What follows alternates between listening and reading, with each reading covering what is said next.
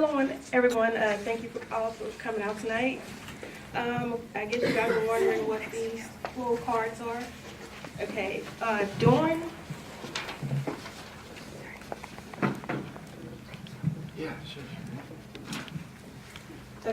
during the candidates' responses, you guys will have the green card to hold up if you like the response, and the red card to hold up if you don't agree with it. Okay, we have coolers in the back that have waters in them. And I wanted to first give thanks to the people that put on this event. Thanks the Illinois Federation of Teachers for let us hold this at the facility. I want to thank the women from Southwestern Illinois Democratic Women, Indivisible Illinois 12, as well as Action Metro East and Our Revolution. I also want to thank the candidates, David Bequette and Kelly, for participating tonight. Unfortunately, Charles Cohn couldn't make it tonight. We also have upcoming events, an upcoming event sheet that has each of the participants in here. I'm sorry. Each of the groups have upcoming events. Invisible will have a protest on January 8th in front of my boss office. You would like to come out, as well as a women's and economics forum on February 17th. Also on January 14th, Action Metro East will be having an online caucus. You guys also can be a part of that as well. And just to let you guys know, SWID will be having a meeting on the first Wednesday of each month at 6:30 p.m. That's it. Thank you very much. Thank you.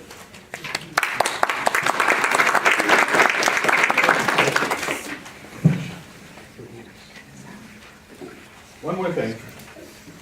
I'm sorry.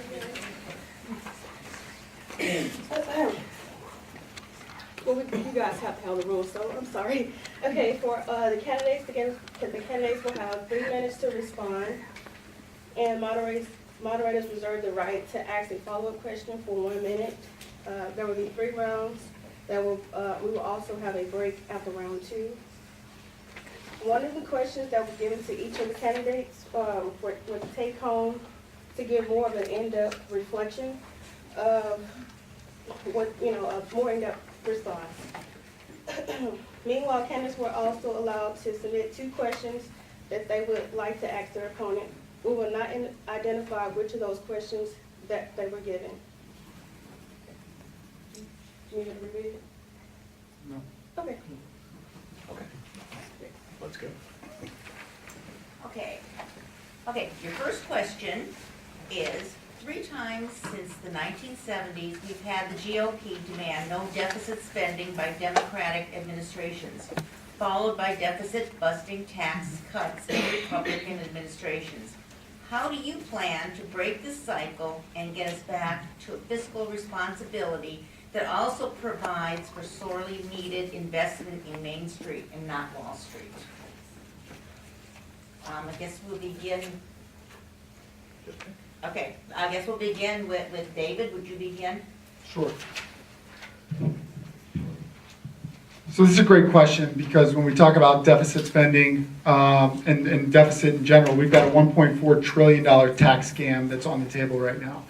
And we know that this is designed to make the rich richer. It's designed to go to the 1%. And it's going to overall hurt the middle class, working class, and of course those in poverty the most. And we also know that there are ways to create a tax program and a tax system that creates new jobs, actually puts a surplus in the economy, and doesn't add to the deficit. And I think one of the greatest ways to do that is talk about gender wage gap. A new report just came out from McKinsey that said that if we remove the gender wage gap, that we would actually add $4.3 trillion to the U.S. economy over the next 10 years. Imagine that, $4.3 trillion added to the U.S. economy just by making pay equal. And to do this, we would only have to spend $475 billion over that period of time to create 6.4 million jobs for women. Higher paying jobs for women, better paying jobs for women, and of course, equal paying jobs for women.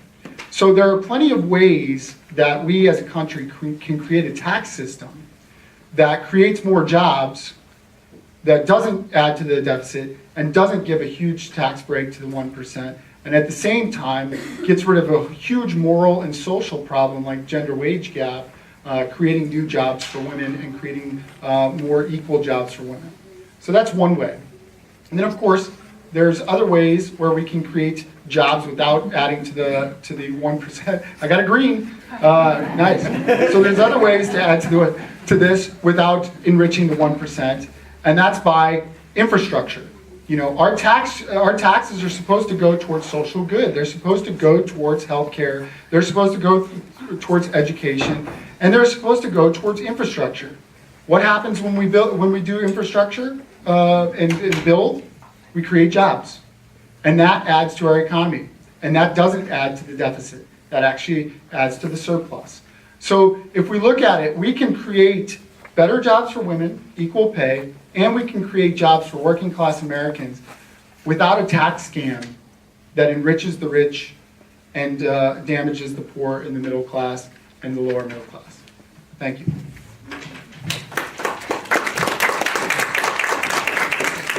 Well, that first question, it kind of covers the entire evening of what we want to talk about. I mean, that's a catch-all, and I certainly hope that we get a chance to come back to the bits and pieces of it as we go along, because I think that's the ultimate question, is how do we make an economy that works for everybody? And if you have an economy that works for everybody, you're going to have a balanced budget. That's certainly part of the equation. Let's talk about the elephant that's in the room and current events. Of course, the tax bill is absolutely the preeminent thing at the moment. And why is it problematic? My kids and I, we love watching that show, Stranger Things. And part of the scary world of Stranger Things is the upside down. This tax bill is upside down. This law that was passed is the exact opposite of what we needed. Do we need genuine reform? Absolutely. Do we need some reform to our tax system?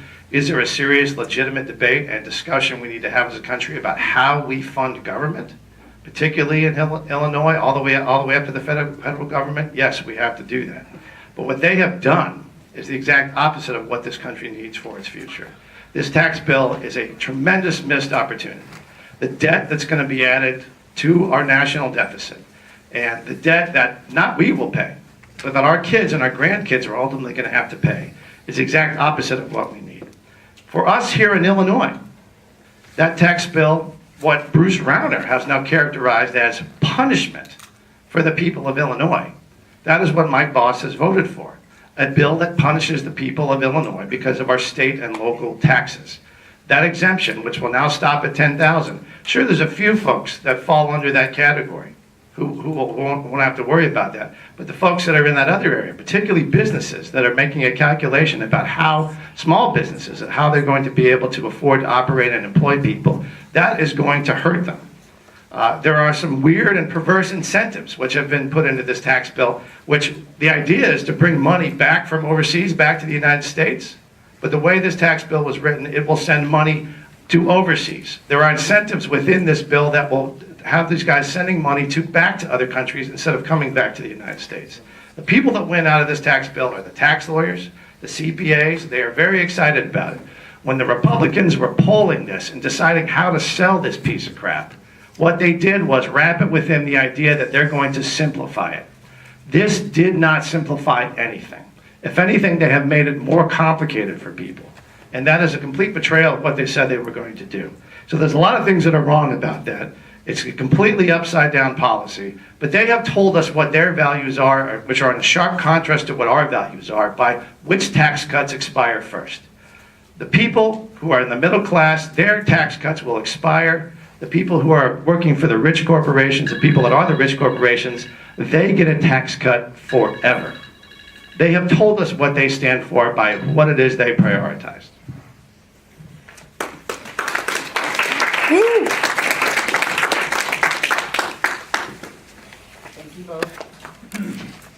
Due to the $1.5 trillion deficit imposed by the recent tax bill, paygo rules will trigger cuts to Medicare, Medicaid, and Social Security. How do you plan to defend these programs in the face of Republican efforts to enforce austerity on the backs of middle and lower class constituents? We'll let Brendan go. Well, I think that's the ticking time bomb that in this tax bill. That is the bait and switch that they have done by passing this, which passed. We have learned in our experience over the past couple decades where both parties have made some bad policy decisions because it was one side or the other cramming it on one side or the other. There was not a bipartisan consensus. If you looked at the tax reform that was passed in the 1980s, where it was Tip O'Neill and Ronald Reagan, people who can't agree on anything, when they got together and they tried to pass some tax reform, at that time, it passed 98-2. And so whether it succeeded or failed, everybody owned it. The country owned it together, and if there were problems with it, they fixed it together. The way the Affordable Care Act, the way they have politicized the Affordable Care Act and tried to tear it apart, we're going to have further instability, just like we have in the healthcare market. We're going to have that for businesses because there's going to be a whiplash, as there should be. There should be a backlash to what's occurring with this bill. But those changes are going to, again, create a lot of instability, a lot of unpredictability for middle-class families. We have to going forward, we have to get back to the regular order of governance. We have to get back to building consensus as a country. Whether it's painful, or whether it's uncomfortable, and some of us don't get exactly what we want. We have to be deliberate about reaching out to the other side, building a consensus again, and hopefully we can get back through that. I think that is desperately what people want. If you look in places where there are red states, where people are voting for blue, they are voting for normalcy. They are voting for people that they can trust, that people that have some judgment, that people are thinking rationally, and they're making logical, informed decisions based on the evidence. We have to get back that, and whatever the policy is, whether it's tax policy, whether it's our spending, whatever that policy is, we have to get back to that regular order and that way of governing again. It will be difficult in these very divided times, but we have to make a concerted effort to do that. And I think then we'll be able to repair the damage that is past, that is going to be impacting programs like Medicare. We have to fight tooth and nail against cuts to Social Security and Medicare.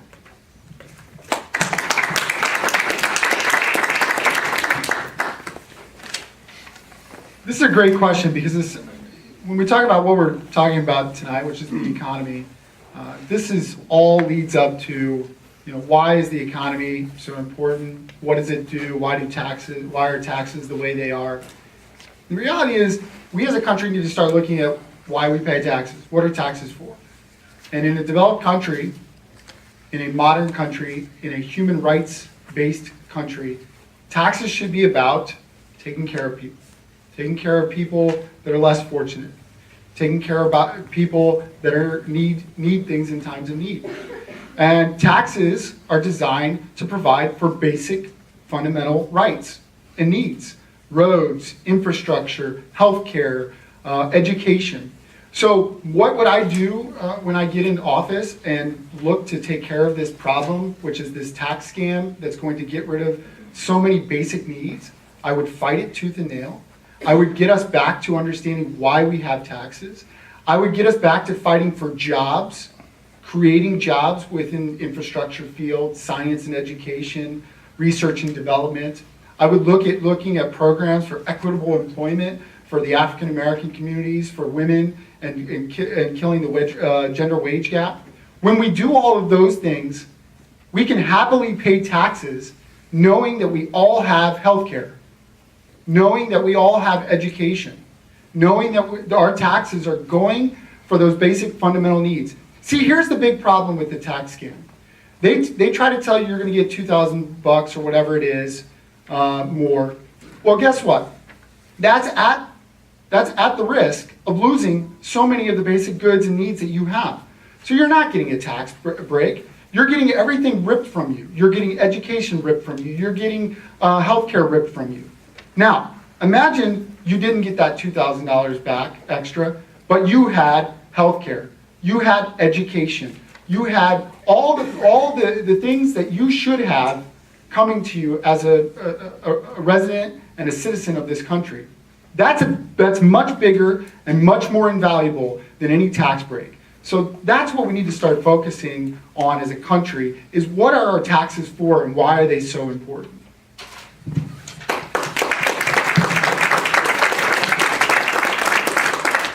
I'd like to exercise my right to ask a follow-up question, if I may, of David. Because this is something we hear a lot from just about all politicians, and that's that they're gonna create jobs. And you mentioned it in your answer. Will you talk about how you're gonna create jobs? Because that's the piece that's often missing, is how is that gonna actually work? This is a great question. I'm surprised this isn't one of the big ones, but yeah, we should be asking, you say create jobs, how are you actually going to do that? Well, let's take Southern Illinois as a great example. We live in a district that is extremely diverse, and I'm proud of that diversity. But we also live in a district that has been raped, basically, of many of its jobs. And part of that comes from what's called the resource curse. We've been so dependent on fossil fuels, on coal, on these resource jobs that we stopped looking forward. We stopped looking for ways to fill the gap. And as a congressman or anybody in public office, when they're looking at how do we create jobs, well, we have to start looking forward. And we have to start creating jobs in places like infrastructure. We have to get the money that's promised to us. We have to start looking for jobs in new technologies, renewables, biotech, clean tech. So that's how I would create jobs in those spheres. And Brendan, if you want. Sure. I think that there's great consensus and there's a tremendous opportunity for the country in terms of investing in infrastructure. I think we could have more questions about that, and we can talk about that probably for a half an hour in terms of the opportunities and the needs that there are for infrastructure here in Southern Illinois. I hope we talk about that more. That literally is the path forward for Southern Illinois in so many parts of it, and I think once we continue, I'd like to talk about that more because it's a long list of things.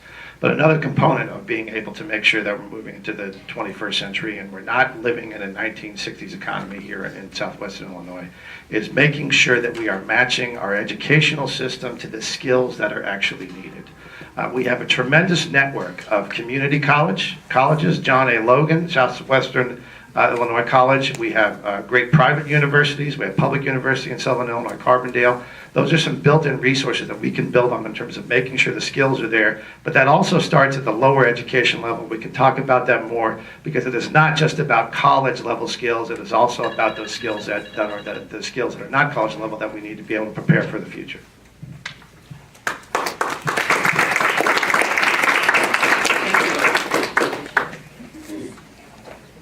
Okay, well, speaking of infrastructure, analysts believe President Trump's infrastructure bill will provide hefty kickbacks for existing projects, rather than investing in new projects.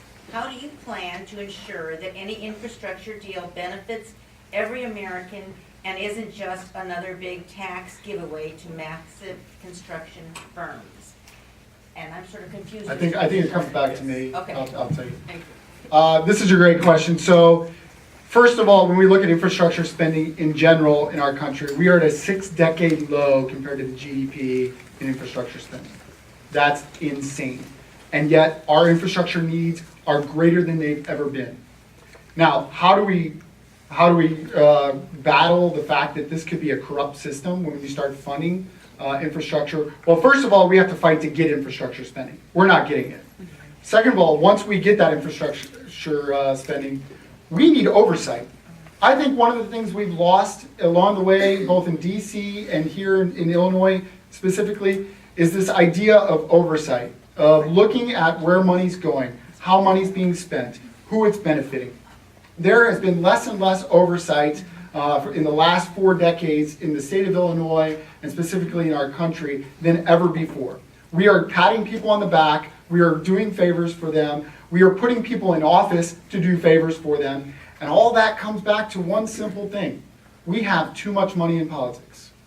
We have an entire political system run by PACs, super PACs, special interests, corporations, And why do you think there's kickbacks when all this happens? Why do you think there's a contract that goes to somebody for construction? Well, because they funded their campaigns. And it happens all throughout this country. Every day there's checks being written, thousands of dollars and millions of dollars being funneled into politicians so they cannot make honest decisions when they go to DC. They make dishonest decisions. They make decisions based on donors and not constituents. They make decisions based on money, not on your lives and your livelihood. They make decisions based on their pockets and making sure that they stay in office rather than doing what's good for constituents.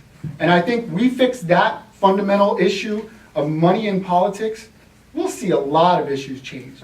Not just the corruption, not just the oversight, but we'll see issues from healthcare to tax reform to the gender wage gap to dealing with ethnic problems and our racial issues. We'll see all these go away when we rip money out of politics.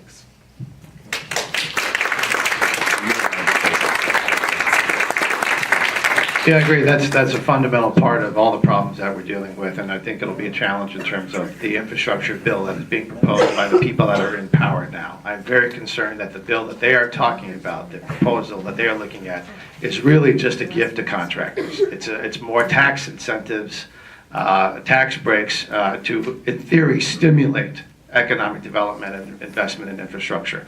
What we have to fight for is hard dollars invested in infrastructure. And those hard dollars, they have to have strict oversight. They absolutely have to do. I can tell you that as a state's attorney, I've had to prosecute cases from when we had the stimulus funds that were passed back in 2008 by folks that in our own party, and those dollars were wasted, and they were abused, and they were the source of corruption.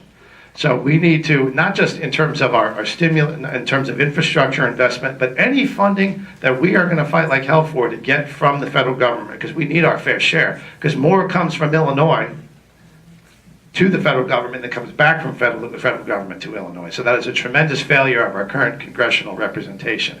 We send more money there than we get back, and that's not the way it's supposed to work. But we need to make sure that there are some strict rules and that we are not subsidizing local corruption, that we are not subsidizing wasteful and useless layers of government, which we have too many of in Illinois. We have to admit that, we have to confront that, and we can't let the federal government continue to subsidize that problem. That's not just, it's not just an infrastructure, but it is a part of the infrastructure oversight that we have to have. We've got to make sure, and we have to fight, that those jobs that are going to infrastructure will be good union jobs, that those folks will have protections in their work. And we have to make sure that the minority-owned businesses are getting their fair share. There are folks that are ready to build, that are ready to go to work right now, but they are passed over because exactly what David said, and we've talked about many times together as a group, people in this room, the corruption that it comes from money in politics. I'm very honored to have the endorsement of End Citizens United, a group that has been fighting for this issue for years. I've been fighting for this issue also. It's something that is at the heart of some of the problems that we have in this country, if not all the problems that we have in this country. But that is part of what we have to do in terms of infrastructure. We have to make sure those infrastructure jobs are going to union jobs, they have good protections, there's safety at the workplace. And we have to make sure that we have a plan, that we know what the needs are of this district. We can't simply go out there and say we're for infrastructure.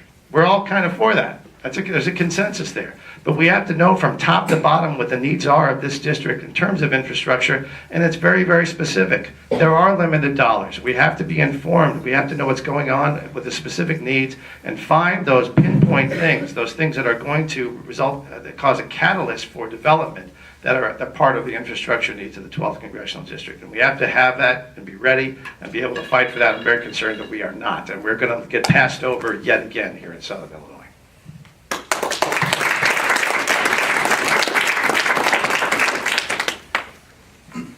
Student loan debt is now the second highest consumer debt category, behind only mortgage debt, higher than both credit card and auto loans. What specific legislative remedies would you support to ease this burden on college graduates? I tell you, it is disturbing to me that our federal government right now is making money off the interest that people in this room and people all over this community, all over the 12th Congressional District, that they are paying on student loans. We want our people to be educated. We want folks in this country to be able to move up the ladder. And we have a government that is working against them and making them pay for the privilege of being able to get an education. And that to me is a fundamental problem that we have to address. That'd be the first legislation we need to pass in terms of being able to right the wrong there in terms of the cost of education. And I think we also have to look at how we make the availability of higher education more available to other folks. I would like to see a great expansion of national service. And that does two things for us, okay? It's not just a ladder towards being able to afford your education, but it is also a way for us to have a common experience as a people. We look back on the greatest generation and the hell that they went through to save this country and to make this the world that it is, which is a better world than it was during World War II. They did a lot, but they had that common experience, that sense of national purpose that bound them together because they all served. They all served. And whether you were a Democrat or Republican in Congress, you had that common experience. You all served. You all believed in the great American project. And people don't have that anymore. We're all living in our own little blue bubble or red bubble or urban bubble or a rural bubble, reading whatever it is that they want us to read on Facebook and Twitter that is, you know, constantly reinforcing a certain point of view because of that lack of common experience. So I think you can do two things. You can heal the divisions in this country through a national service project, but you can also, that can be the ideal ladder for people, one of many options. It's not the only option, but one of the options for people to afford to go to college. I was able to afford to go to Notre Dame. I don't know how I got in. There was some kind of computer error, I think. But they let me in, and I made it through, but I was able to afford that outrageous tuition cost because of Uncle Sam. Because I served the country, because I did Navy ROTC. And I'm sure David probably provided the GI Bill too, and that paid for some cost by being a Marine. That experience, that will be one of the ways forward, I think. We can talk more about education, but that is one of the avenues to be able to access higher education. Serving your country, not just in the military, but as a teacher, in civil air patrol, in any type of health care, some sort of community service. The needs are long. There's plenty of opportunities to serve, and that would be one way for us to be able to help people access higher education for the government to pay for that. Thanks.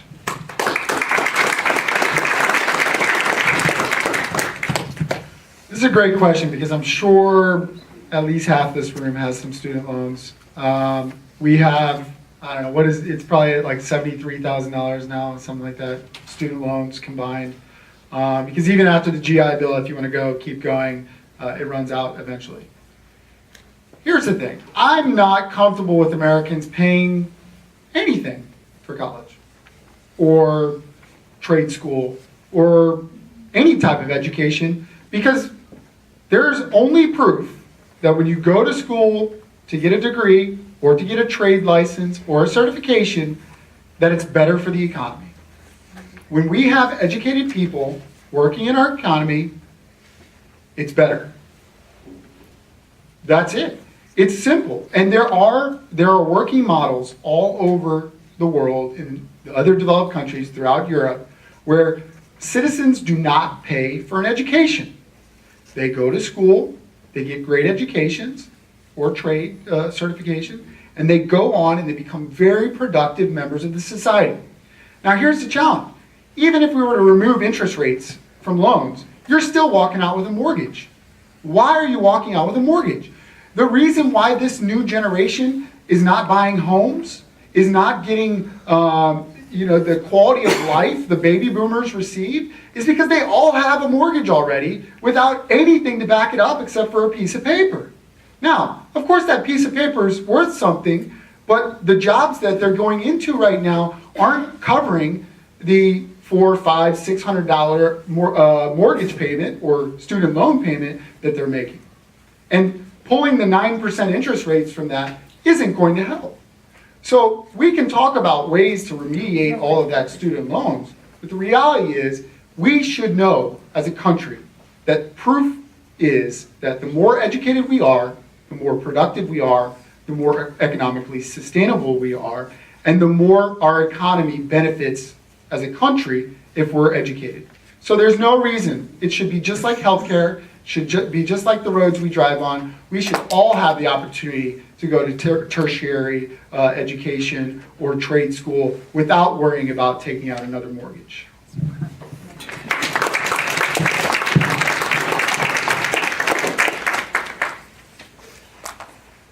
Okay, so that's the end of round one. So between round one and round two, we're gonna give the candidates time to introduce themselves, because we didn't get to that in the very beginning. And so we'll give each one of you 3 minutes to kind of introduce yourselves to the audience. All right, I'll go first. Thank you very much to everybody who helped organize this. This is exactly how it's supposed to work. That people are participating in their democracy. If there's anything good that has come out of the turmoil that this country has experienced recently, is that people are awake, they are paying attention, they are actively engaged, and some of that can be difficult, some of that can be uncomfortable, some of that can reveal things where we may think about, we felt away about one thing, and we want to, maybe after we hear what somebody has to say, we feel a little differently about it. That is a good thing, and that's the way democracy is supposed to work, and I'm encouraged by that, and thank you all for being here. It's really a wonderful thing to see you all participating like you have.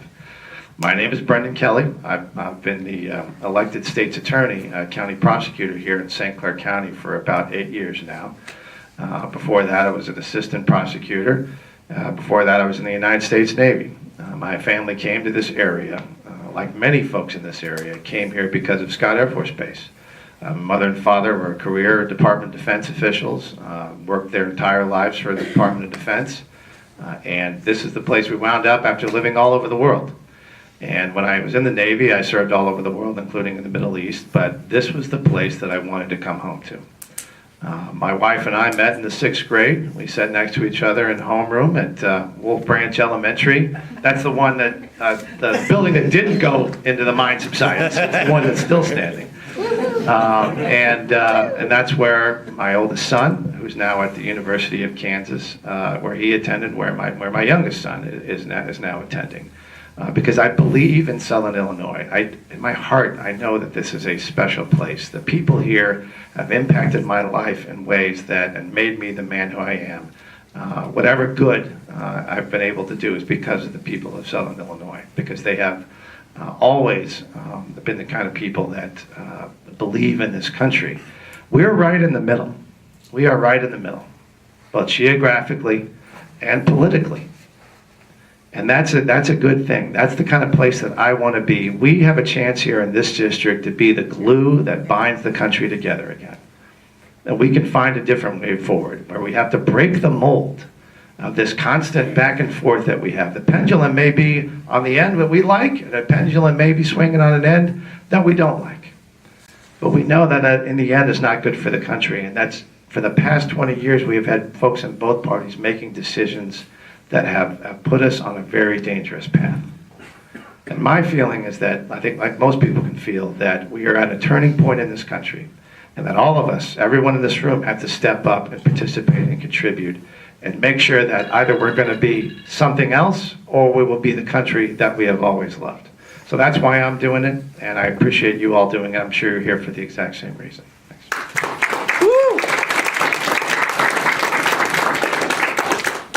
By the way, this is my favorite room. I've been here quite a few times. I like this room. So Merry Christmas, Happy Holidays to everybody, Happy New Year's. Yeah, we can say Christmas apparently. We proved it in a room full of Democrats. So I want to, first of all, thanks everybody for putting this together. I think we both attest to the fact that, you know, answering questions that are very direct and about a certain topic is comfortable for both of us, even though it shouldn't always be that way. But it's certainly an important time, and coming on the heels of an incredibly deplorable tax bill and tax scam, this is a perfect event to be at. My name is David Bequette. I am from Columbia, Illinois.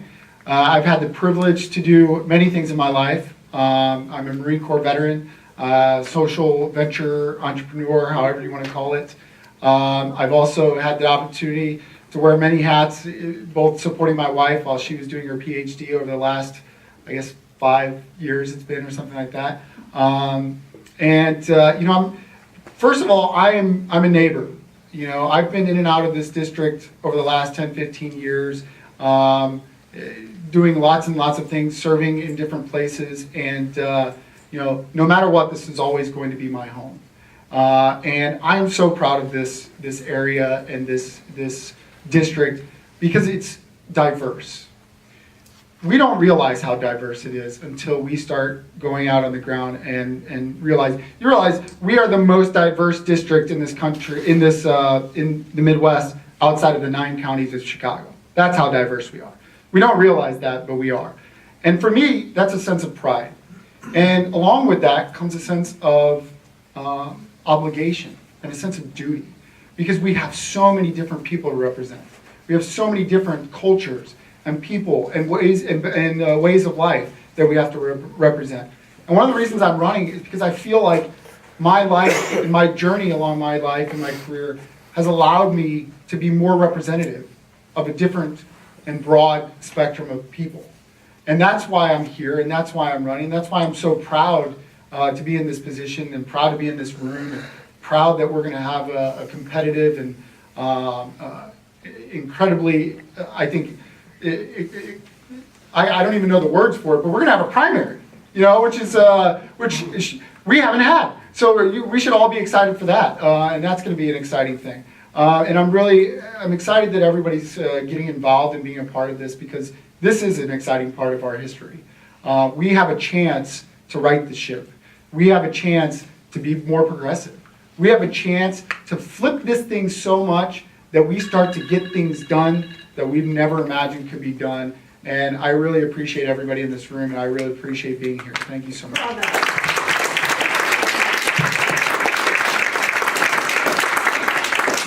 Okay, we're going to begin round 2, and the first question is the question that they received, the take-home question, so that they can give us a little bit more in-depth information on it. So, the question is, since you represent vastly different constituents throughout the district, pick 2 areas from the district and describe an economic initiative that you could apply in each area. Okay, Is it me? yeah, I think you started, yeah. Okay, great. So just to let you know what 2 areas I selected, I've selected 2 areas that are very similar, so I put them together. That's East St. Louis and Cairo. And then I've also selected,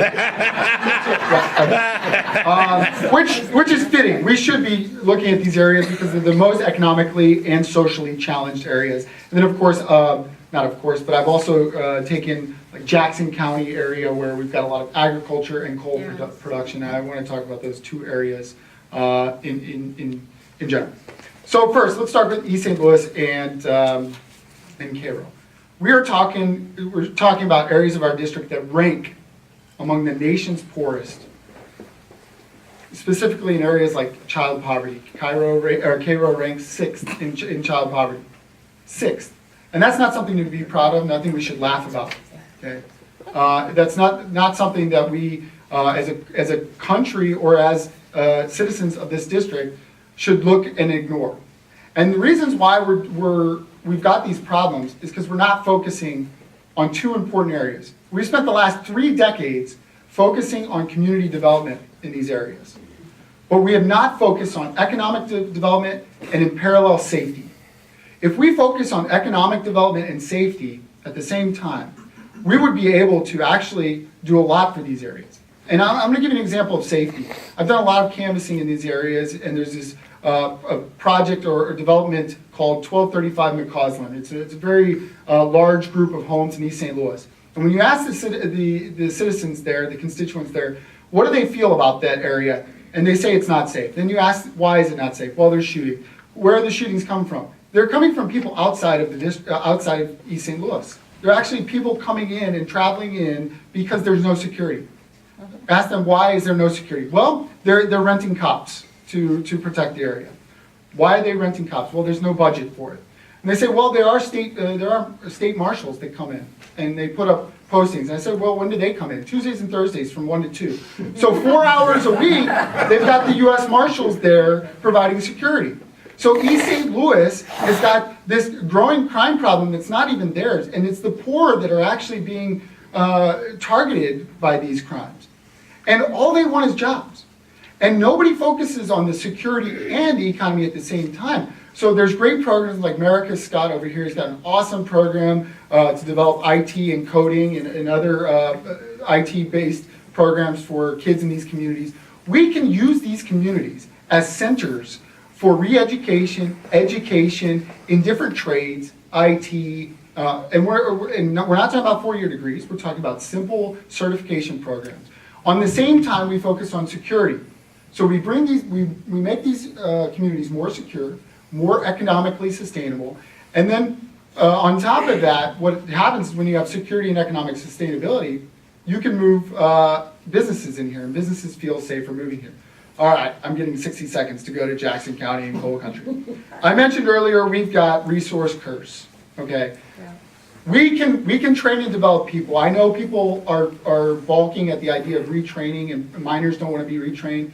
They do, as long as it's in hands-on trades, as long as it's in trades that they feel like they're doing something that's worthwhile. I met with a solar installation company in Carbondale, and they specifically told me for $12 to $15 an hour, you can join an apprenticeship program to install solar panels. Within 3 to 6 months, you'll be making $20 an hour installing solar panels, and anybody can do it. Here's the thing, we just have to have the will to do it. We have to have the political will to do it. We have to stop being so focused on these resources that are a curse to us and start focusing on the people that are hurt when those resources aren't making money anymore. Great. A lot to cram into this. It is. Yeah, the 3-minute limit We gave you 4 minutes. sucks. We gave you Oh, 4 give me- minutes. Oh, well, thank you. 4 minutes is great. Thanks. You're the stretch. So East St. Louis is an area which is near and dear to my heart. When I got out of law school, when I got out of the Navy, the first place I went was East St. Louis, and I worked every day on 4700 State Street for State Representative Whitehead Young, where I learned a lot about the specifics of these challenges. In terms of public housing, and some of these are very parallel to what's going on in Cairo. I've been battling with public housing in the East St. Louis Housing Authority ever since I've been the state's attorney. If you look at areas around the country where economic development was able to happen and to be successful, and you look at Washington Avenue in St. Louis, for example, what they did to revitalize that area and make it hospitable for economic development was completely redesigned and rethought what public housing is supposed to look like. If you look at Emerson Park, that place is 20 years old now. It's in great shape. That is what every unit of public housing should look like in the city of East St. Louis. If you stand in downtown East St. Louis and you just do a 360 rotation, you're going to see 4 different housing projects that some were built during World War I. That's how long the Gompers has been there. That's not the kind of environment that you're going to be able to have safety in because of the way they are designed, and they're not designed in a way that promotes safety or promotes an environment which is good for kids or promotes an environment which is attractive to business.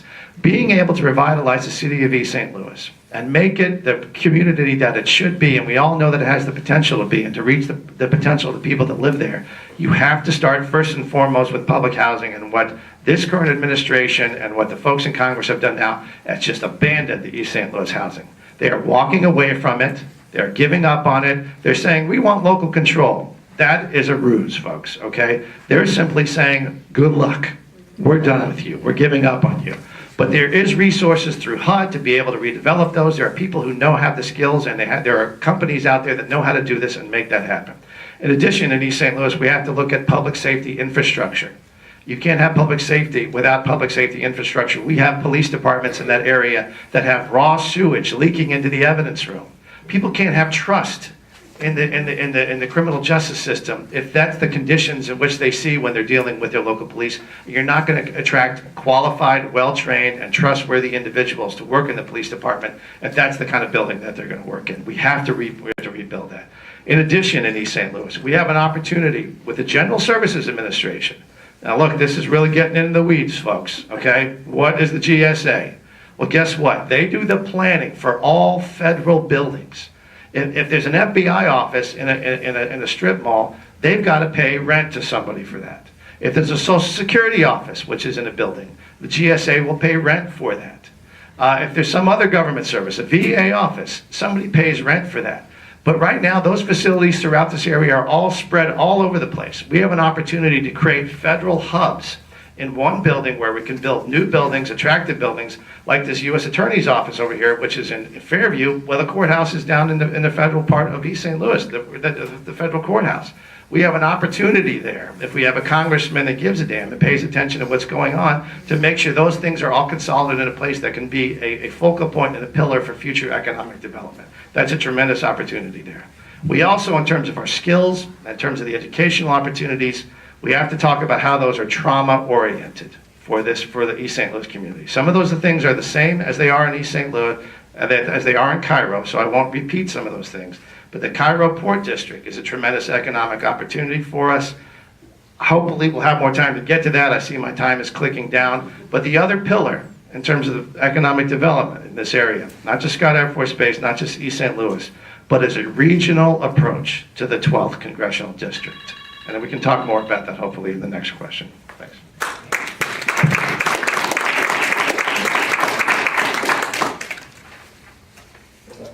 The Me Too movement has shined a light on sexual harassment at all levels. In Congress, we've now learned that taxpayers have paid over $17 million in settlements. Do you support ending the practice, and will you commit today to having gender parity on your staff? That's yours first. First of all, I think the question is, do you support, what was that again? In terms of the specific legislation? Do you support ending the practice of taxpayers using, of congressmen using taxpayer money for settlements? And Well, I tell you, if someone works for a congressman and they've been sexually harassed and wronged, then we should pay them. If they've been aggrieved, then they have a right to that claim. They should. I mean, that's what an employer does. If someone commits sexual harassment, then they are under the law. They should be paid. What I don't like is hiding those. Yep. Those should be open. They should be transparent. We should know about that, and we shouldn't have these private secret settlements. Maybe that's what you're getting at, I hope. That's the way it should be done. If someone's been wronged and they are owed because they've been wronged, they should be paid. But we should know about it, and it shouldn't be hidden. In terms of gender parity, I will tell you, this is my experience as the state's attorney, not just in the support staff. If you look at the attorneys in my office, I have 20 female attorneys in my office and 12 men. And that's because those are the most qualified people that I've interviewed. And it wasn't based upon whether they were a man or a woman, but those are the best qualified people. And it's not just in, like I said, support staff or brand new attorneys. The leadership cadre that I have in my office, of the 7 people that are chiefs or supervisors, they are women. 5 of them are women out of those 7, because those are the people that can do the job, the best job. And so it's not parity in my office. It's more than parity. And if you look at how much they are paid, women, on the average pay rate in my office, women are paid higher than the men right now. Because that's what they are qualified to do. That's what they should receive. Based on their experience, based on their skill, that's what they should be receiving. So if you want leaders in Congress that are going to do that, you have to have people and not just talk the talk, but walk the walk, and have done that in the way they've conducted business before, and that's what I will do.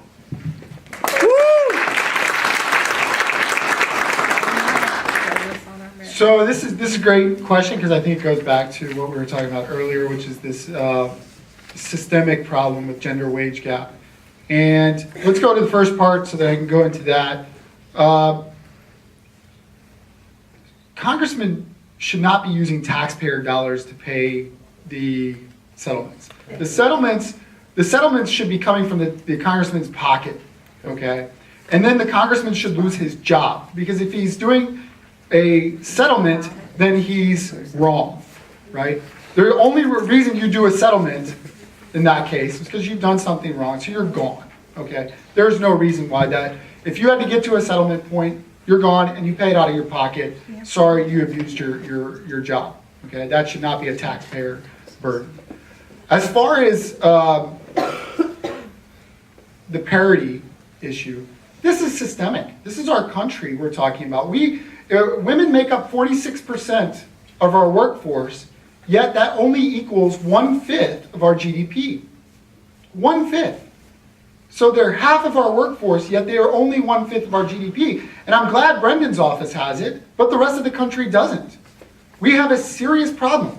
Let's put it in numbers, right? It's 80 cents on the dollar for a woman. That's a white woman. If you go to an African American woman, that's 64 cents on the dollar.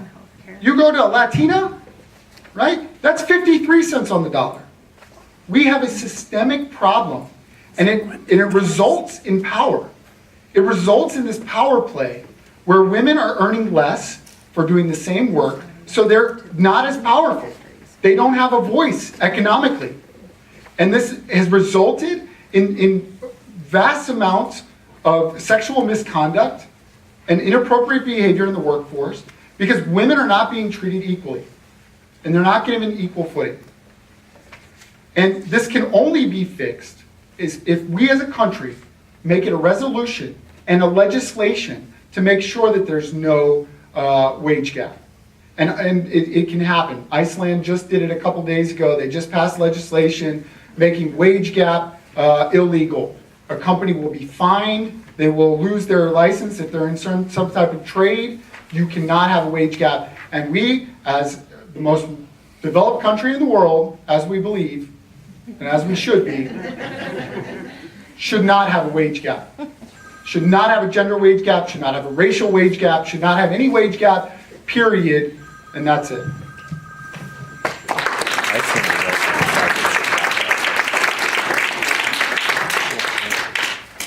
The next question. Illinois had the nation's highest black unemployment rate in 2016 at 12.7%. That is double the state's unemployment rate. How do you plan to address this issue in a meaningful way?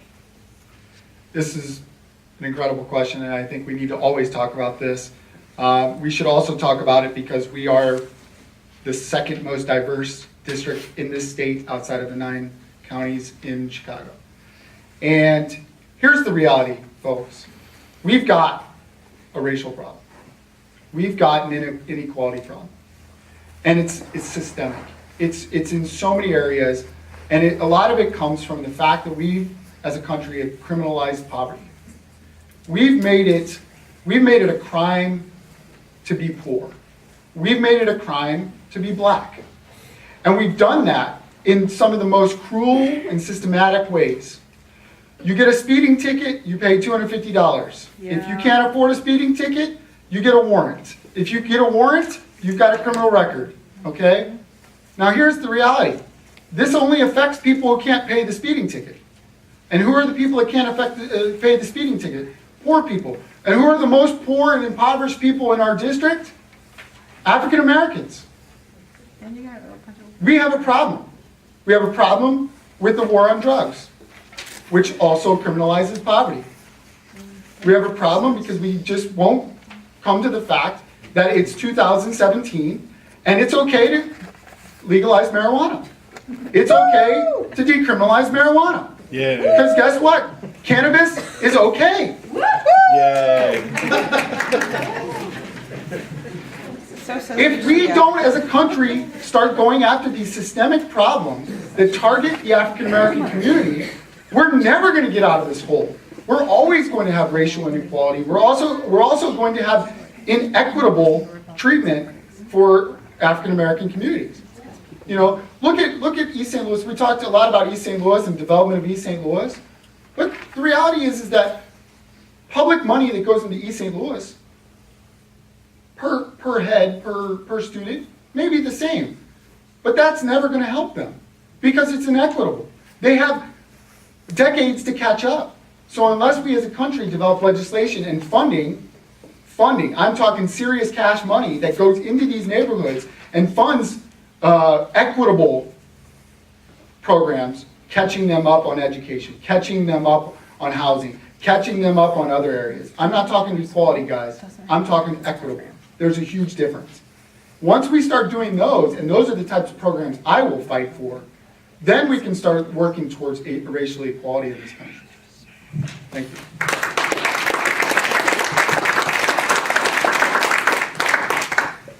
I think the question was economic, right? Okay. All right. But everything that was just discussed, there's absolute merit to all of that. I think the circumstance we find ourselves in right now that we have to think about, particularly for us as Democrats as we're running, is that we have to fight to protect the programs and the civil rights achievements that were made over the past couple decades, because they're going to try to roll them back, folks. Any chance that is given, whether it's through educational programs or it's through other types of assistance or other opportunities that have built in to be able to help African Americans climb up that ladder and be part of the American dream, they're going to try to attack every single one of those. So there is a long list of things that we still need to do, but I will tell you right now, we're on the defensive, and we have to get back on the offensive. And we will continue to be on the defensive as long as the folks who are in Congress now still control Congress.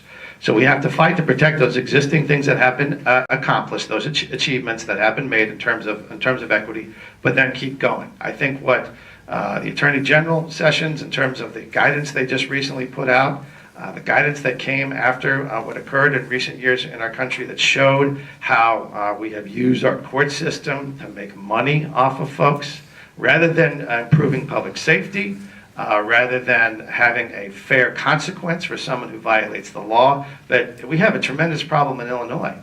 And there are folks in my position and folks who are in law enforcement that they see the fundamental screwed upness of funding government with all these fines and fees and all these little things. That's not the way it should be done. And again, that goes back to tax policy, how we fund government. That's not the way it's supposed to work. There's been some bail reform recently in Illinois, and I think that's headed in the right direction. That's something I've supported as state's attorney in terms of equity.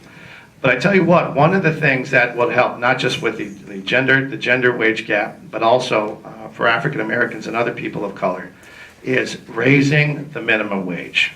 Folks that are impacted by that is an immediate help for many, many folks to making sure that they have a livable wage. Anybody who's working full-time, if you work full-time and you can't live off of that, that's not just. That's not what this country is supposed to be about. And that would help African Americans, but it would also help with the gender gap. 77% of minimum wage earners are women, and the majority of those are African American. So if you were able to address that issue, then I think you'd be able to make some progress. That's one of many, many things. And the investment things we've talked about, the infrastructure, particularly in East St. Louis, those are all part of that. There's no silver bullet to that.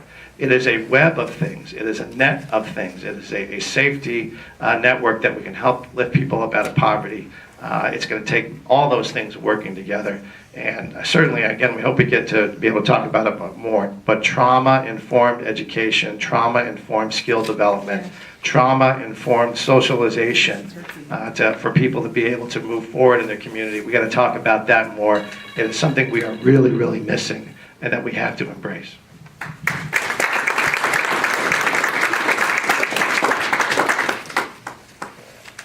Voter suppression tactics frequently target communities through economic impediments such as IDs that cost money and traveling to distant polling stations. How will you work to restore voting rights throughout the country?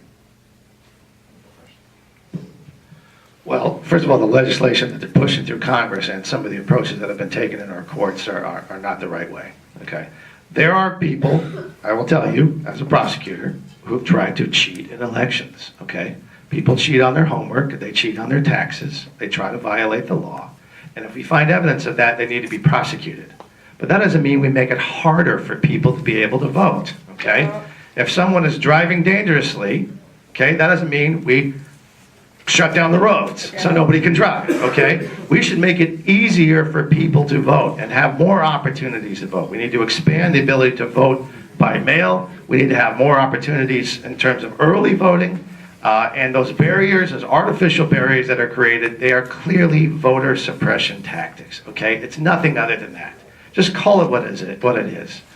I will tell you, when we do, one of the things that informed me in terms of this voter ID issue, when we've done clean slate days in the community, in East St. Louis, these community courts, or Washington Park, Cahokia, anywhere throughout St. Clair County, the number of folks that come and they don't have a driver's license or an ID, or their social security card has fallen apart, or maybe they have a bill but they don't have this or that. There's a huge number of folks who are Americans. They are our fellow citizens. And the ability for them to go to some building, get a separate photo, and get another ID in order for them to be able to participate in what is the most fundamental right in this country, it's just not fair. It doesn't work. It's nothing other than a vote suppression tactic. So if you got people that are cheating and they're committing vote fraud, we prosecute them. That's the answer to that issue. But if they're not, we need to make it easier and make it the easiest thing for an American to do. If being an American was a religion, voting would be our most important sacrament, okay? That is the most important thing. That is how we participate in this thing. It is fundamental. And any barriers to that, particularly for those that are libertarian, or those that are all over the political spectrum, no matter what's your point of view, we should be able to vote no matter what, okay?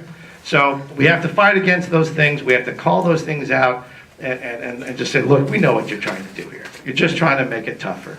And that's not how it works. And we should make it easier for people in rural areas to vote. We should they're experimenting with all kinds of voting opportunities in different countries, in different states, out west, where you can do it online even, okay? There's a way we can ensure the integrity of this process, but make it easier for people to vote. And that's what we got to do. That's the direction we got to be headed in, because our voter participation is way too low. And that's why we find ourselves in the circumstance that we find her in. It's not make it easier make it harder for people to vote. We have to make it easier for them to vote and ensure the integrity of our system by doing that.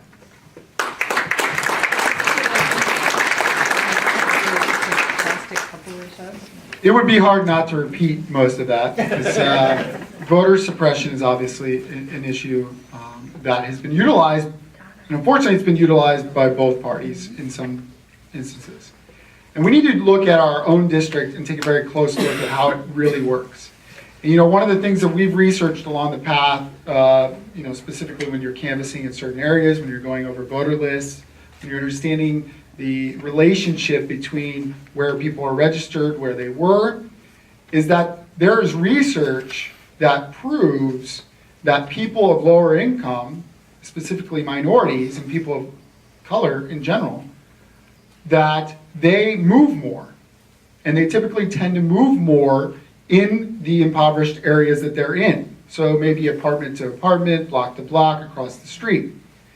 And what we realized during this process is that when they do that, their voter rights are gone. Because oftentimes they do something called a purging of the voter list.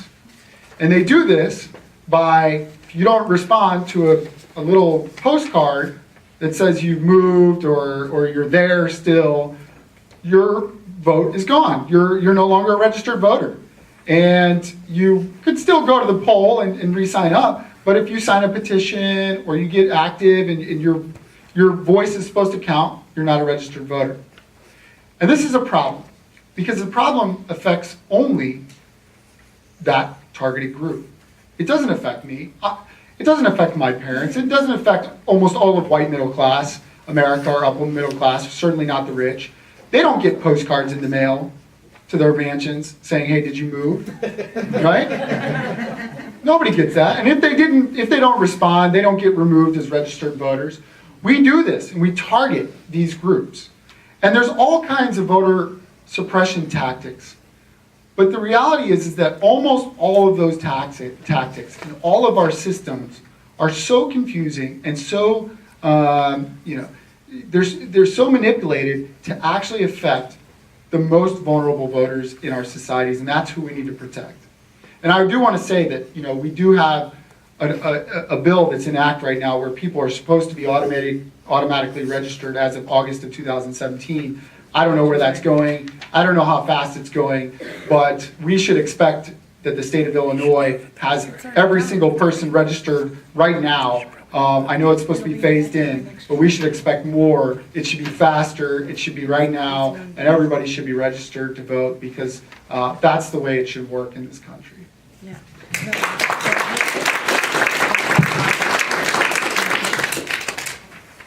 Okay, on Tuesday, a homeless man was found frozen to death in a dumpster. With economic inequality on the rise and the recent tax bill only exacerbating it, how do you propose we protect the most vulnerable citizens through legislation? All right, that's a tough question just because it's America. And we're talking about a person freezing to death in the streets of the richest country in the world. The richest country in the world had a man die on the street because he doesn't have a warm place to sleep. And at the same time, we're writing a tax scam bill that puts a $1.4 trillion debt into our system and enriches the rich. Does any of this make sense to you? Does any of this make sense to any of us? Makes sense, but it's not that, it's not good. We should be writing a tax bill that takes care of the most vulnerable, that does not enrich the rich, that takes the most make sure that the most vulnerable are always taken care of. We should never be having a conversation about a man freezing to death, man, woman, child, anybody freezing to death. So how do we fight this? Well, first of all, we have to get rid of this tax bill. The first thing all of us need to do on November 2018, once we win, and then we're sworn in January, okay, is we need to get together and we need to write a tax bill, a new tax bill, that takes care of the most vulnerable in our society, gets us in the creation of going towards infrastructure, creation of jobs, and really gets us back on the path to being human. Makes us the greatest country in the world. We are the greatest country in the world when we write a tax bill that takes care of everybody. When we have great corporations paying their dues but employing people with good wages. Right? When we have Americans employed at high rates.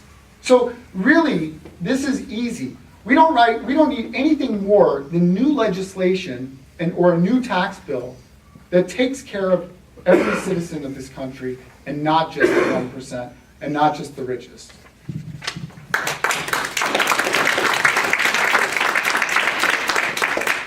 I'm not sure we know that man's name yet. I'm not sure they've released it. Or I'm not sure we know what his story is. And I don't want to assume that we know what his story is or why he wound up there. But I think there are some things that he probably symbolically stands for. And if he is like those folks that we know are suffering from mental health issues that may wind up in his circumstances, we know that proper health care that includes coverage for mental health care, where we don't even have to say those two things separately. When you say health care, that includes mental health care all the time. Those are not separate things. This is an organ just like anything else, just like your heart or your lungs or your liver or your stomach. And we have to start thinking that way as a country. If we're going to take care of somebody and provide health care, that should always include mental health care. That's not a bonus, okay? That's not a special thing in terms of health care. That should be part of it. But fundamental to that, foundational to that, access to proper health care, is making sure that we don't gut the Affordable Care Act. And they keep trying to do it, and they're going to keep trying to do it until we get voted in and we stop it from happening. We have to stop them. Mike Bost, our current representative, voted to cut health care to 38,000 people in this district. That's not one homeless guy who may be suffering with some mental health issues. That's everyone in this room that is potentially affected by that decision, by that poor decision, which could make us all vulnerable, make us all weaker, undermine the fundamental things that we need as a people. So it's not just that homeless guy that's put at risk by that decision. I would also make sure that within healthcare, we are providing treatment for drug addiction. Again, I don't want to assume what's going on with this guy that passed away, this human being who lost his life and froze to death. But there are chances are that guys like him in this circumstance who may have had a mental health issue, but also an addiction issue. And that's got to be part of our healthcare coverage. And you don't expand that, and you don't take care of people in that situation, or people like this in this very room, by cutting the Affordable Care Act, by continually trying to gut it. We have to stabilize it. And we have to also look at expanding Social Security, not tearing it down and tearing it apart and privatizing it and breaking the promise that people who paid into Social Security were made by their government. There is a ruse out there. There are lies out there where they are trying to tell you Social Security is about to fall apart. It's not true. It's not true. Those are not the facts. That's the biggest fake news that we have right now, that they're going to use to try to justify Social Security being torn apart. We can't do that. Otherwise, we're going to see more people die in the streets of the United States, not just from freezing to death, but for a number of reasons. So we've got to fight that by addressing those particular things.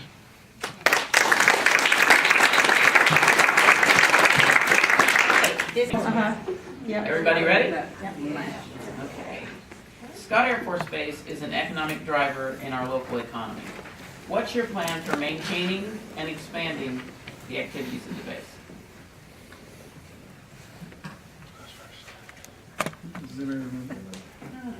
Go ahead, Bill. Well, Scott Air Force Base is not just an important economic driver to this district. It's also personally important to me. It's the reason that I'm even part of this community. My family, who both worked for the Department of Defense, moved all over the place. We wound up here when I was 10 years old, 35 years ago. And this has been my home ever since because of Scott Air Force Base. The Scott Air Force Base, the impact it has financially on this district simply cannot be underestimated.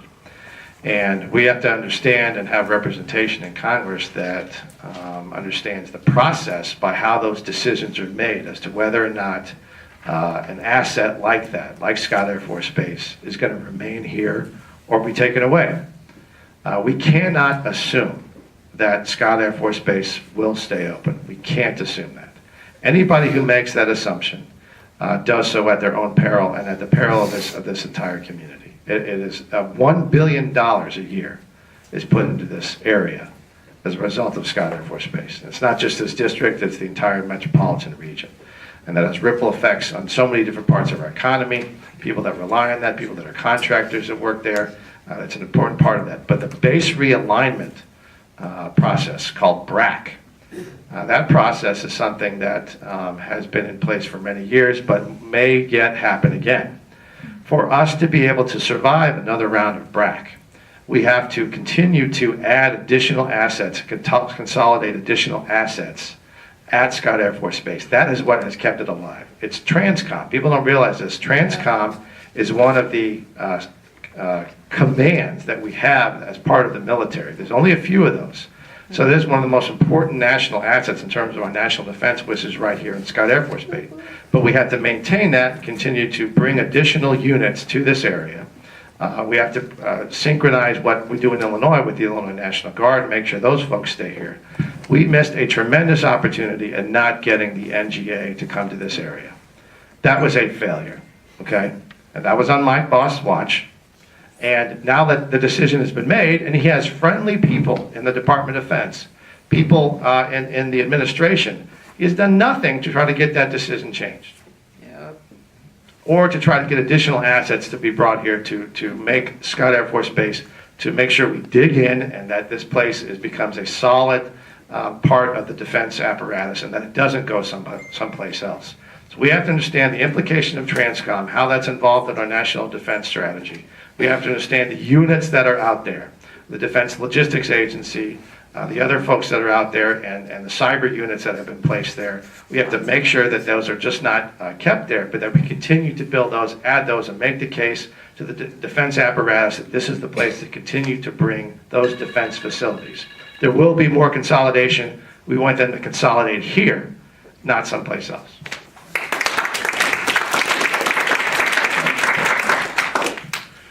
You know, Brendan mentioned a lot about the process of, funding and how it works in the military. And one of the roles I've had in the past was I was a government contractor, and I worked on military installations, installing classified buildings, and I worked specifically in the contracts appropriation department as a project manager.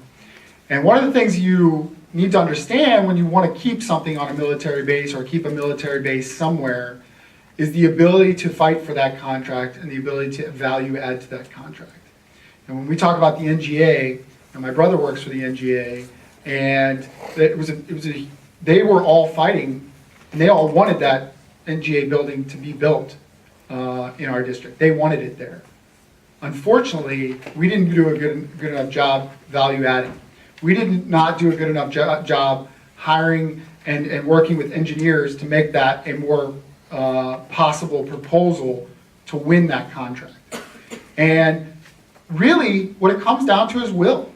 Do you have a congressman or a leader who's got the political will and the fight to go in there and say, I'm going to fight for this tooth and nail no matter what to make sure that it happens? You know, and we cannot underestimate the value of Scott Air Force Base. It's its own city. It provides its own economic base to this community, and we have to be willing to fight for it. And no, and Brennan kind of summarized it well. We don't have full control. We never know where military appropriations are going to go. We never know how base realignments are going to enact. There's nobody that controls that. However, we can always have a loud voice.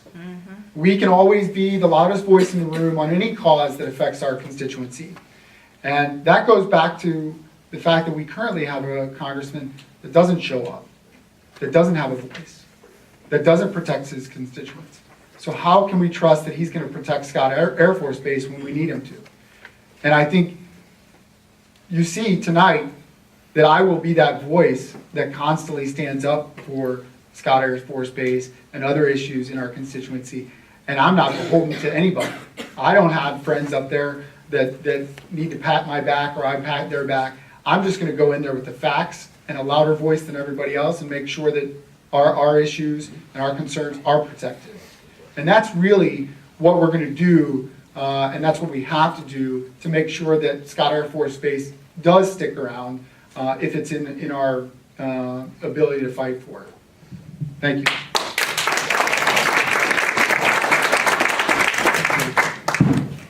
Okay, the next question. What will you do to bring green jobs to the 12th district? Green jobs. I love this question.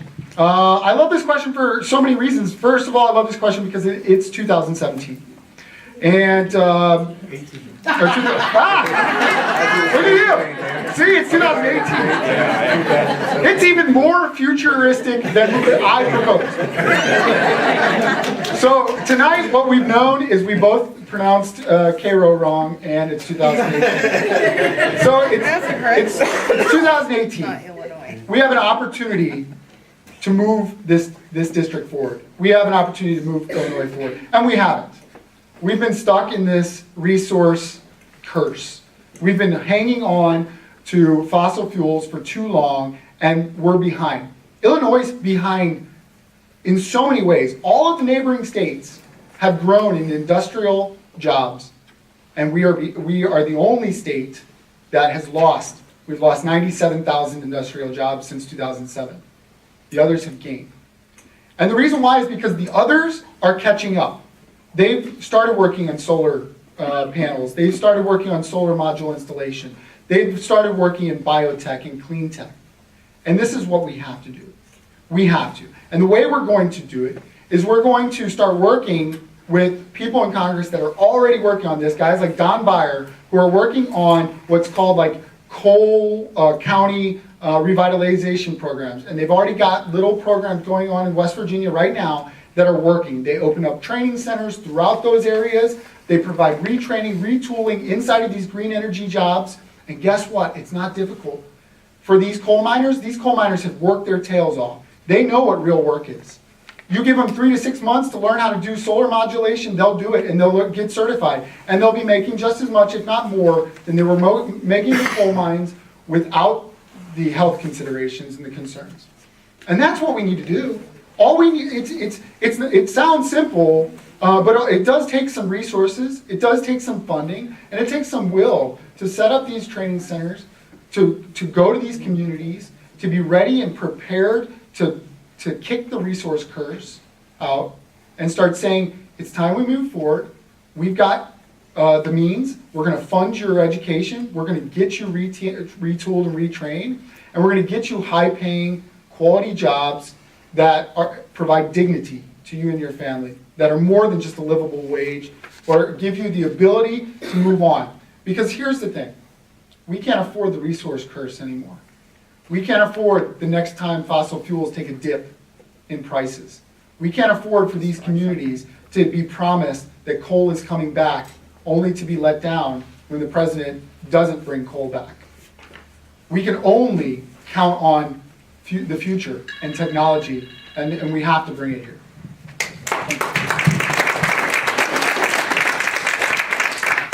I think for Illinois, we have to understand that green jobs have to be part of our portfolio. We have to have a diverse portfolio. We have been trapped in certain niches, and green jobs do have to be a part of that. And it's a mix of not just new jobs, but also transitioning folks that are looking for other jobs into that sector and giving more opportunities, and green jobs definitely have to be a part of that. But we have to make sure we are laying the foundation in order for that to be possible. And we have to make sure that we're actually getting the right green jobs in terms of green energy. If you look at a map, if you look at any wind chart map of Illinois, you look at the data, unfortunately, the 12th District and the southwestern part of the state of Illinois, the wind is not great. We are in the least windy part of the state. So we have to understand that going in and making sure that we are trying to invest in the right type of skills in terms of those green jobs. But if you take that same map and you look at it and overlay it with how much sun we get, what the solar opportunity is here, this is the part of southern Illinois, this is the part of the entire state which has the most sunlight. This is the greatest opportunity in the entire state of Illinois for solar is right here in southwestern Illinois. So we got to have the facts, we got to understand what it is we're exactly going for and focus on what it is that we need. But we also have to make sure if we're going to have those solar jobs here, that we do two things, that we have the skills for them, and we can talk about that a little bit more. But we also got to make sure once we have that solar energy, that we're using it. And we can't do that without with the current state of our electrical grid. There's major problems with our electrical grid in the United States. This is an electrical grid. You know, we forget in 1936, 10% of people in this country had electricity, just 10%. So it was during the Great Depression and the Civil Conservation Corps and the jobs during the Roosevelt era that they put all these electrical lines in. And it was a tremendous economic boom. But those things are aging now. And we have not updated our electrical grid to be able to not just get the existing electricity out, but to have green energy like solar energy so that it's distributed and used, and that there are folks who actually not just using the energy for their own needs, but being able to sell that energy and being able to profit from that from Southern Illinois. You have to know where the things are flowing in order for it to be useful. You can put a lot of solar panels up, but if you don't have the grid in place to be able to do that, then you've got a tremendous problem. The other thing is, because of that, we have to make sure the skills that we are teaching in our community colleges, in our high schools, in our trade schools, and among our folks in organized labor who have trade and professional schools, that they are matched to the needs that we have for those jobs. We have to start thinking about that now. If you really want to talk long term, we should start thinking now about how we are going to take advantage of the energy revolution that's going to come with fusion. That's the future. Even some of those things like wind and solar, the curve is we're almost past that a little bit. We got to think even farther down the road towards fusion energy. And I know that's really nerdy and really, obscure, but that's something that presents a tremendous opportunity down the road that we have to start planning for now.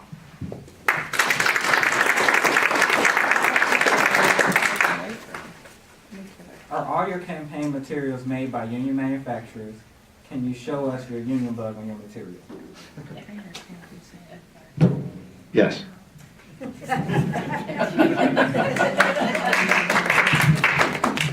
I think this is a question that Brendan submitted. Nope. No? No, I'll be honest, no. When we first started, I printed some stuff at FedEx. There it is. I'll be honest. I believe in transparency. I did, yes. Okay.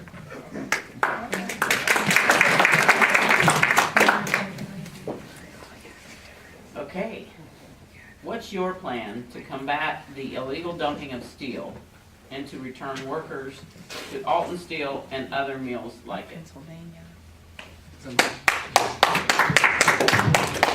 Can you repeat the question?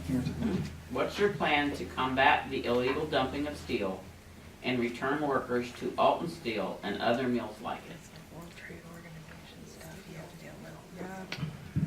So I'll go to the dumping after I talk about the bringing steel jobs back. So we have a problem when it comes to steel in this country, and the biggest problem is that we have not created a protectionist tax regime to make sure that American products are protected.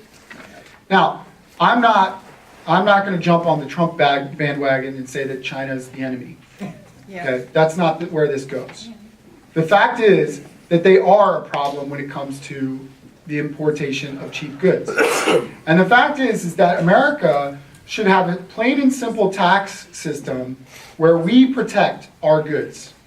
If we can make it, then it should be the most affordable product for Americans. If a Chinese firm produces it cheaper, then we tax them to make sure that we protect the American firm's steel product. Okay, and some people don't like that because they say it fundamentally messes with free trade. But I'm sorry, we need to protect American jobs. And we do that by protecting our product. And guys, this is all over the world. We have treaties with other countries that they protect their goods that they can produce. You know, if we don't produce coffee, well, we get coffee, we import coffee tax-free. But if we can produce coffee, right, we should protect it. Go for what you. We should always create a tax system and a tax structure that benefits American companies first, and then allows for competition to come in. Now, if the Chinese want to produce higher quality, better steel, and they can prove it, then let them come in and compete with American firms. But not by price gouging, not by manipulation of the currency, not by dumping large, cheap quantities on the market and flooding the market with it. Now, onto the steel, dumping of steel. We have a serious problem throughout this district, period, on environmental issues, on how we're getting rid of waste.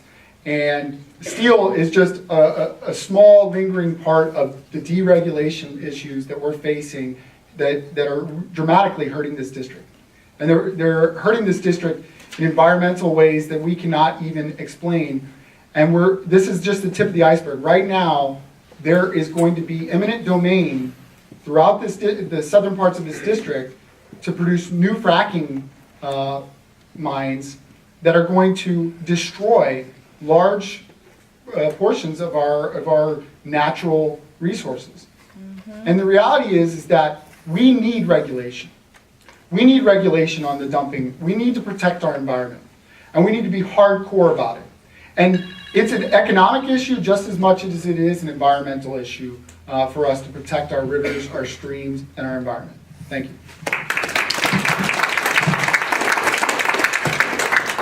First of all, I will say that I don't think China will ever make as good a steel as U.S. workers make, ever. They will always be the best.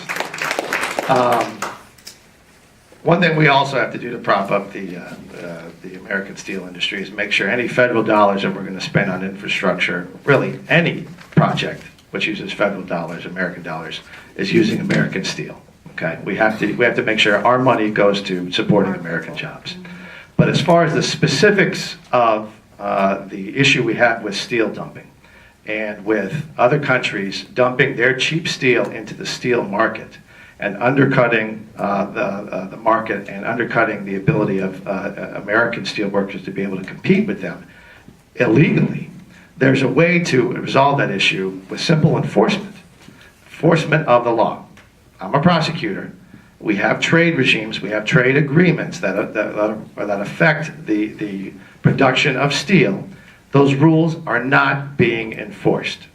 And in particular, when it comes to American steel, the problem that we have is a national security issue. And we have an enforcement mechanism, something called a Section 242 action, And folks have been asking this administration to do something about it forever.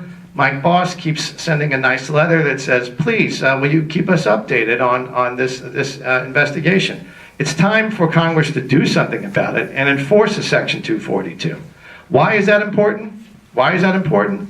Because it's a national security issue. If we get into what I hope we don't, which is a hot war with someone like North Korea, do we think for a second that China is going to be nice enough to give us the steel we need to build our ships? No. Or build our tanks? No. Are they going to be nice enough to not just to give us the steel, but the aluminum that we need to be able to build the missiles that are there to protect us? Now, I'm not saying that is the only reason that we have to be able to protect American steel, but it is a hell of an argument as to why we have to be able to do that. We don't, obviously, you know, the trade regimes that were put in place after World War II are designed to create a global economy. We know that. That's the real reality of the world we exist in. But this is a section of our American economy where we have to be aggressive about the enforcement of the law, and if the trade agreements aren't working, we have to change those trade agreements. Unfortunately, we have a congressman that's in Congress right now that voted for fast track, basically handing over the authority of the Congress and the authority of the people who are supposed to represent us in Congress to some elite few people, some lawyers, to write the rules for trade agreements. And it's those same lawyers who wind up enforcing and interpreting the rules that they wrote themselves. That doesn't benefit American workers, doesn't benefit folks who are struggling. It benefits an elite few. And we see that not just in steel, but in any number of our trade agreements, and that's not something we can tolerate.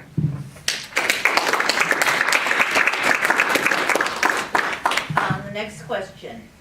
How will you use your role in the federal government to promote retraining for steel and coal workers to provide an alternative if there is a continued decline in those industries? Well, I've thought about this in terms of the way the Congress operates and which subject matters that you get to participate in. Certainly going there, I'll be a new member. I'll be a junior guy with not much seniority. So one of the committees that I will fight to get on is the Labor Committee, because I do fundamentally think that is the most important foundational thing for this area to be able to move forward. There's many other subjects and many other committees which are obviously important for the entire country and important for this area. But if we start with labor, those are where the decisions are made, where the legislation is crafted to make sure that we are providing the resources that are needed for retraining in the places that we need them and for the skills that we need. I personally do not, I'm not giving up on Granite City Steel. I am not. I was up there a couple days before Christmas handing out food baskets to those families who are unemployed because they shut down those mills. I think it is the right thing to do for this country to keep fighting for them and put them back to work at those mills. But as we said, with green jobs and any other section of the economy, we have to diversify our portfolio here in Southern Illinois. We've got to do that. So I think the place to start is on the Labor Committee, with the specific legislation that relates to training and skills and building a network between our high schools and our community colleges, our trade schools, and our universities. We have some great educational institutions, and we also have some great folks in organized labor that are ready, willing, and able with those apprenticeship programs if they have the funding and support that they need from the United States Congress. So that's where I'd start on that issue.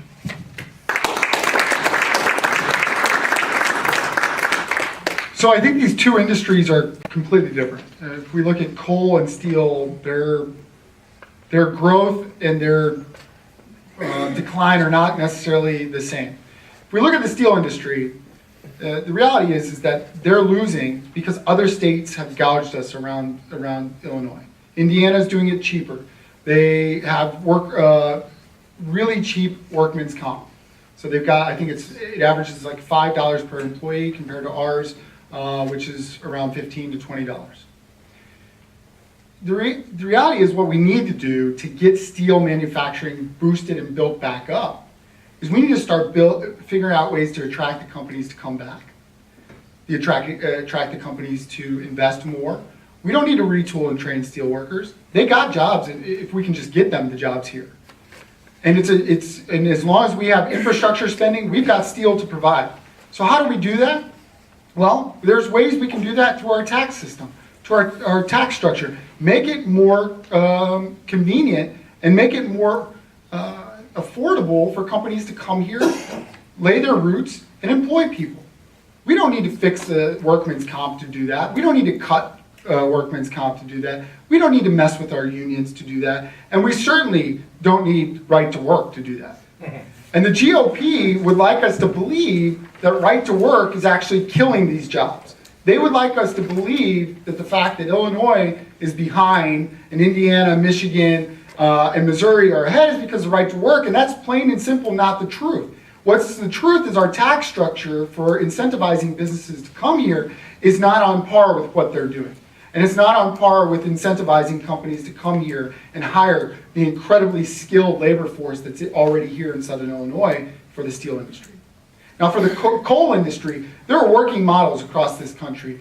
And it's not necessarily the labor department that we would have to look at for coal. It's more on the sides of the environmental department and getting the EPA back up and running and getting it strong and getting the funding that's needed to protect the environment while at the same time provide funding for research, training, and development into renewable energies. Okay, so we have all those tools in our basket. All we have to do is have Congress people that are willing to go there and grab them and make sure that they're there. And a lot of that's just going to be about protecting the things that need to be protected, like the EPA, like the environmental protection laws in this district. Considerably speaking, like the Clean Streams Act needs to be reinforced. We need that back. We need that up and running. We need to protect our rivers and streams. These are the types of things that are going to allow us to go in and retool and retrain people to be attractive for these environmentally friendly labor jobs versus the coal jobs. And that's really how we're going to do it. And that's how we're going to fight for these jobs, and that's how we're going to make sure that these jobs are here. We don't need to retool and retrain the steel workers, but we certainly need to bring in new experts and new training for renewables jobs and for new energy jobs. Thank you.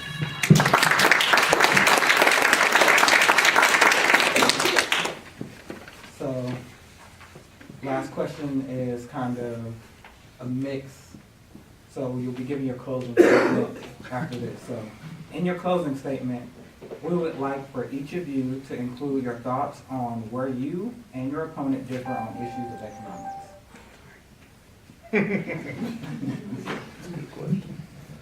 Well, I'll try, but I'm not sure it'll be much because I think there's a lot of common beliefs there. I think where we differ with is with Mike Bost. That's where we differ. So let me just tell you a few other things that I've left out that we haven't touched on that I think are important. Maybe we'll feel different about it. Maybe we won't. Maybe we'll feel the same. I'll leave it up to you guys with your green and red to decide. I think one thing that we have to think about is a regional approach for our economic development. We can't think of it as just this section of the state or this section of the district. We have to think about a regional approach. There are regional efforts in terms of development and economic activity that folks have the plans for. We just need to support those folks. There's folks in 4 different counties going from Columbia all the way down to Carbondale that are trying to connect those areas and link Carbondale with the St. Louis metropolitan area. That would be a huge economic boon for both sides. There's plans in place for a 4-lane highway, but also to reutilize our rail to be able to connect those better. Their lines are there, but if you want to take transportation on the rail, it's going to take you 15 hours. 15 hours by Amtrak from St. Louis to Carbondale. There are lines that can get you there in 2, but those are right now used for different purposes. And there's other ways where we know that there's a 4-lane highway that they've been trying to push. Mike Bost keeps ignoring those folks. They have a plan. We need to fight for that plan to be able to support them. That's what they want, to be able to link together. The ports that we have in this area, in Cairo, the Cairo Port District, that is a tremendous opportunity that has to be linked not just for that area, but linked with the Kaskaskia River Port District, which I'd like to see that port district take over the Southwest Illinois Port District, which is now defunct, and get that running up, which covers the area on the riverfront of East St. Louis, Sauget, Fairmont City, those areas. Those things need to be linked together. We need to make sure those two poor districts at one end of the district and the other end of the district are not competing against each other, but they have a common plan in terms of selling their ability to bring not just economic stuff out, but also bring imports into the United States up the Mississippi, in addition to what we're trying to export down the Mississippi to the rest of the world. We have to have a regional approach. One thing we haven't talked about is the Farm Bill. That is not just important to farmers, ladies and gentlemen, okay? That is important in terms of the safety network that they have to have in order to be able to continue to farm, particularly when we have low commodity prices, and they're not doing so great at the moment. They have to have that safety net in order to be able to continue to produce food. But 80% of the Farm Bill goes to nutrition. And that's what, with this tax bill, that's what they are going to attack. This is the first time we've had the Republican Party in control of the House, the Senate, and the White House at the same time a farm bill is going to be passed. The first time ever. We're in a dangerous position with the farm bill because it's going to cut nutrition to elderly folks and lower income folks. Those are things that I think have to be an economic priority for us, not just in this region, but for the country, and to the extent that we differ on it, I'd be surprised. But I certainly think we differ on it when it comes to Mike Bost.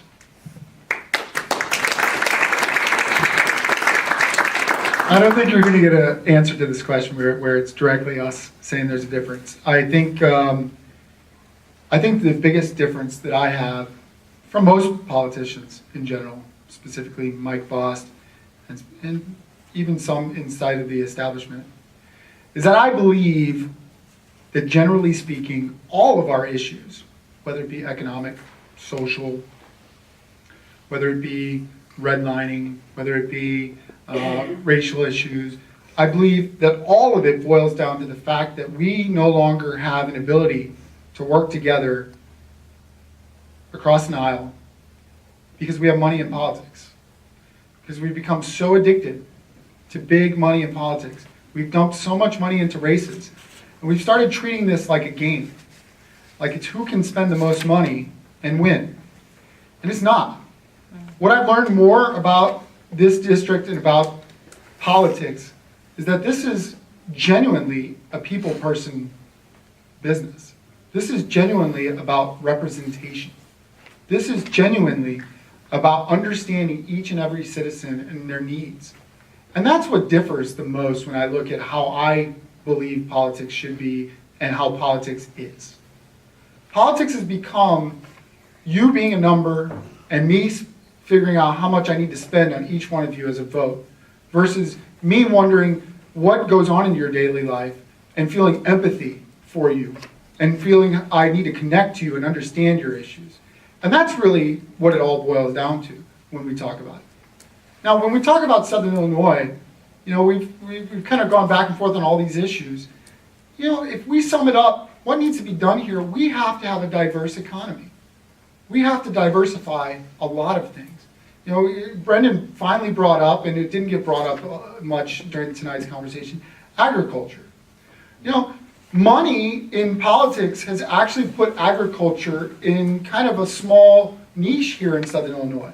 We've been pigeonholed to soy and corn when we have so much more potential than that. We've got growers down in Southern Illinois right now that are ready to do organic. They're ready to diversify. But we've made it so systematized. We've made it so governmentally controlled. We've put so much money into protecting corporate interests that we no longer allow ourselves to be a diversified economy. We no longer allow for a farmer to choose to grow a more profitable product like a rare organic tomato or a cucumber. We've pigeonholed him to say his 500 acres need to be rationed into corn product. And guys, this is really all boils down to money in politics. We've become so controlled. We've become so manipulated. We've become so not representative in what we do because we've let money control everything. And that's where I'm different. Thank you.